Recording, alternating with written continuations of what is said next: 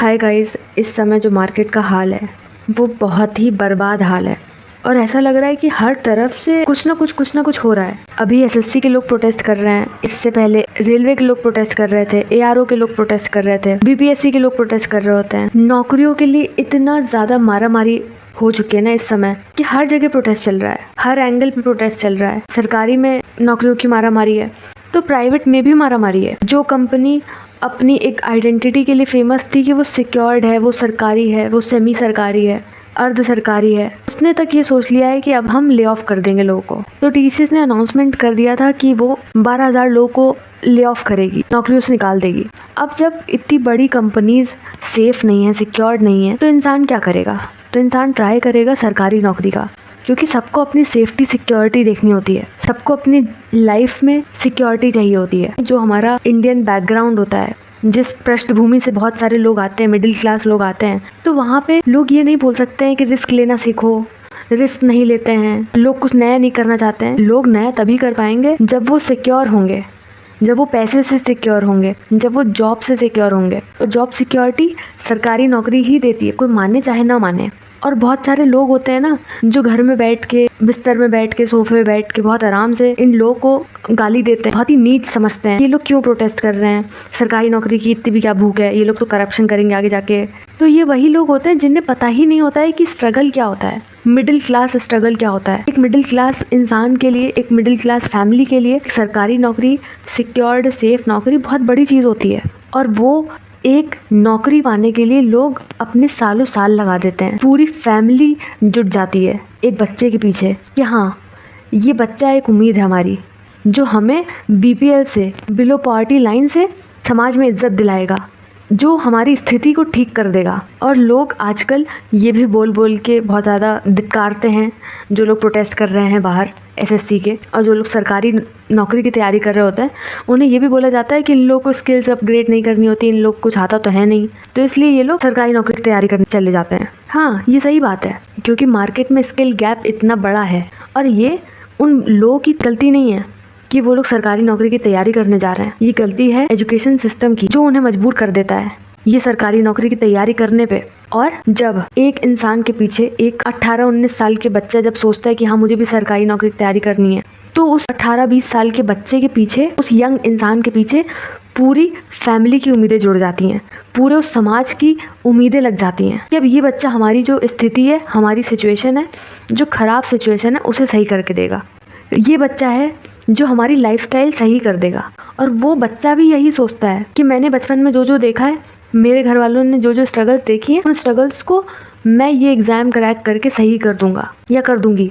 और जब इतनी कम वैकेंसीज़ निकलती हैं, जब वैकेंसीज़ निकलती हैं तो उसमें घोटाले होने लगते हैं, चीटिंग हो जाती है, पेपर लीक हो जाता है, माउस सही से नहीं काम कर रहा है, कीबोर्ड सही से काम नहीं कर रहा है, सेंटर तबेले पे पहुँच गया है, एग्ज़ाम का सेंटर तबेले में खोल दिया गया है, एग्ज़ाम का सेंटर 500-600 किलोमीटर दूर फेंक दिया गया है। तो ये सारी चीज़ें, माउस ना काम करना, कीबोर्ड ना काम करना, ये सब उस बच्चे की सारी मेहनत को पल पल करके तोड़ रहा होता है, उस परिवार की उम्मीदों को तोड़ रहा होता है।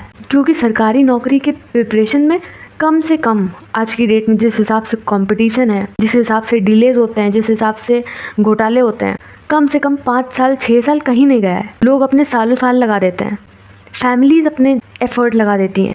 और जब 6 साल 7 साल 5 साल लगाने के बाद में, इतनी लंबी जर्नी तय करने के बाद में जब ऐसे घोटाले होते हैं, तो उन बच्चों का दिल टूटता है। क्योंकि उनकी सिर्फ एक छोटी सी उम्मीद है कि हाँ, एक नौकरी मिल जाएगी मुझे, तो मैं अपने घर वालों की देखभाल कर लूँगा ठीक से, अच्छे से। और ये सरकारी नौकरी की प्रिपरेशन एक बहुत बड़ी जर्नी होती है, जिसमें आपके दोस्त छूट जाते हैं, आपके रिश्तेदार छूट जाते हैं, फैमिली तक छूट जाती है, माँ बाप से बात करना छूट जाता है, भाई बहन से बात करना छूट जाता है। लोग अपने दोस्तों की शादियां मिस कर देते हैं, अपने घर वालों की शादियां मिस कर देते हैं, बर्थडे, एनिवर्सरी, हर एक छोटी बड़ी खुशी सब मिस करने के लिए तैयार हो जाते हैं। क्योंकि उन्हें एक उम्मीद होती है कि मैं ये नौकरी पा जाऊंगा तब सब कुछ वर्थ होगा, और मेरी इस नौकरी के आगे ये सारी खुशियाँ कुर्बान हैं, मेरे सारे दोस्त कुर्बान हैं, मेरी सारी दोस्तियाँ कुर्बान हैं। और जब इतना त्याग करने के बाद में, इतना समर्पण करने के बाद में, इतनी लंबी जर्नी तय करने के बाद में, जब वो टाइम आता है कि अब वो जो स्टूडेंट है, वो एस्पिरेंट है, उसे पता चल जाता है कि एडमिट कार्ड रिलीज़ हो गया है, पर एडमिट कार्ड में सेंटर अंडमान निकोबार है,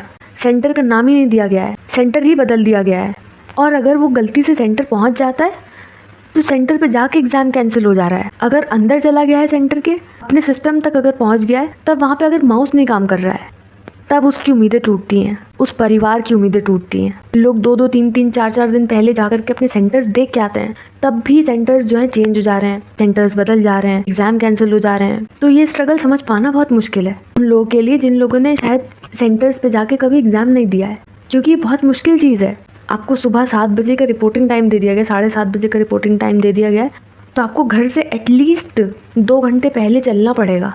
अगर दूसरी ही सिटी में चला गया है सेंटर, तब तो 1-2 दिन पहले ही जाना पड़ेगा। फिर वहाँ पे खाने का खर्चा, रहने का खर्चा, सोने का खर्चा, ट्रैवलिंग का खर्चा और फिर बैग जमा करने का खर्चा। और जब सारे ये खर्चे करने के बाद, इतनी लंबी जर्नी तय करने के बाद में जब वो स्टूडेंट अपना सही से पेपर नहीं दे पाता है, एक डायग्राम का क्वेश्चन पूछा जाता है पर उस क्वेश्चन में से डायग्राम ही गायब होता है, तब उस स्टूडेंट की, उस इंसान की उम्मीदें टूटती हैं, उस इंसान के परिवार की उम्मीदें टूटती हैं। और जब साथ देने के लिए कई सारे टीचर्स उतरते हैं ग्राउंड पे, पहली बात उतरते ही नहीं हैं, और जब उतरते हैं थोड़ी सी हिम्मत दिखाते हैं कि कंधे से कंधा मिला करके खड़े हैं स्टूडेंट्स के साथ में, ट्विटर पे कैंपेनिंग कर रहे हैं, सड़क पे आ गए हैं, प्रोटेस्ट कर रहे हैं। और ऐसा वैसा प्रोटेस्ट नहीं है, पीसफुल प्रोटेस्ट कर रहे हैं, कोई अराजकता नहीं फैला रहे हैं, कोई अनार्की नहीं फैला रहे हैं, किसी को परेशान नहीं कर रहे हैं कि रास्ते में चल रहा है कोई तो चक्का जाम हो गया, कोई रोड पे चल रहा है तो उसको चलने नहीं दे रहे हैं, ऐसा कुछ भी नहीं कर रहे हैं, पीसफुल प्रोटेस्ट कर रहे हैं।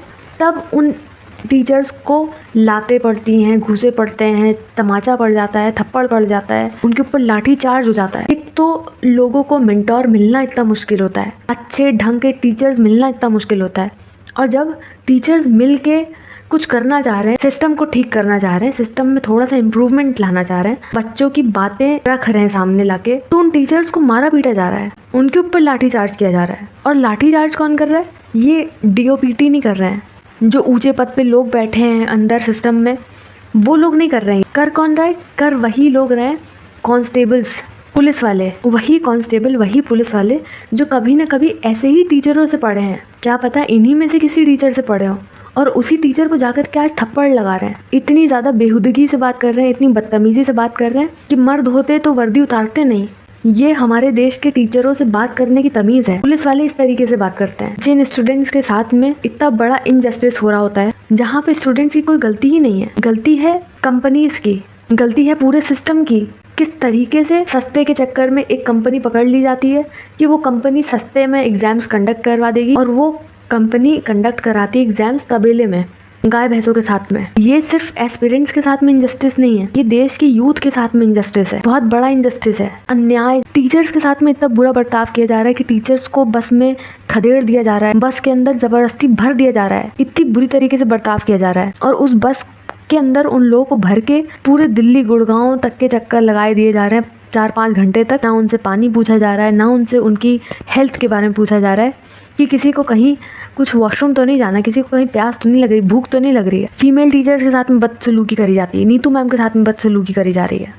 तो क्या हमारे देश में टीचर्स की ये रिस्पेक्ट है, ये आदर है, ये सम्मान है? जो टीचर रोजगार देने की तैयारी करवा रहा है, नौकरी दिलवाने की तैयारी करवा रहा है, उसकी ये रिस्पेक्ट है। और ये टीचर्स कुछ नहीं कर रहे हैं, प्रोटेस्ट कर रहे हैं, पीसफुल प्रोटेस्ट। और जो लोग को प्रोटेस्ट से भी दिक्कत होती है, क्योंकि आजकल लोगों को प्रोटेस्ट से भी दिक्कत होती है, ये लोग आंदोलन क्यों कर रहे हैं, ये लोग प्रोटेस्ट क्यों कर रहे हैं, ये लोग जाम कर रहे हैं। जाम कोई नहीं लगा रहा है, चक्का जाम कहीं पे भी नहीं हो रहा है, किसी को कोई दिक्कत नहीं हो रही है। प्रोटेस्ट करना, पीसफुल प्रोटेस्ट करना, आंदोलन करना, ये सब मानव अधिकार है, ये फंडामेंटल ह्यूमन राइट्स में आते हैं, ये करने से कोई रोक नहीं सकता है। तो ये लोग कांस्टेबल, जो पुलिस लोग जो रोक रहे हैं प्रोटेस्ट करने से, अपनी बात सामने रखने से, तो ये सामने वाले की ह्यूमन राइट का वायलेशन कर रहे हैं, क्योंकि राइट टू प्रोटेस्ट भी आर्टिकल 19 में आता है। तो ये करते करते कई सारे लोगों को, कई सारे टीचर्स को जेल जाना पड़ गया। ये तो मतलब एक SOP बन चुका है, ये हमेशा का बन चुका है कि अगर कोई प्रोटेस्ट करेगा, कोई आंदोलन करेगा, कोई अपनी बात सामने रखना चाहेगा,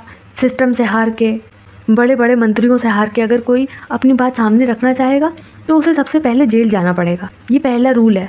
एक यंग इंसान के फ्यूचर की किसी को नहीं पड़ी है।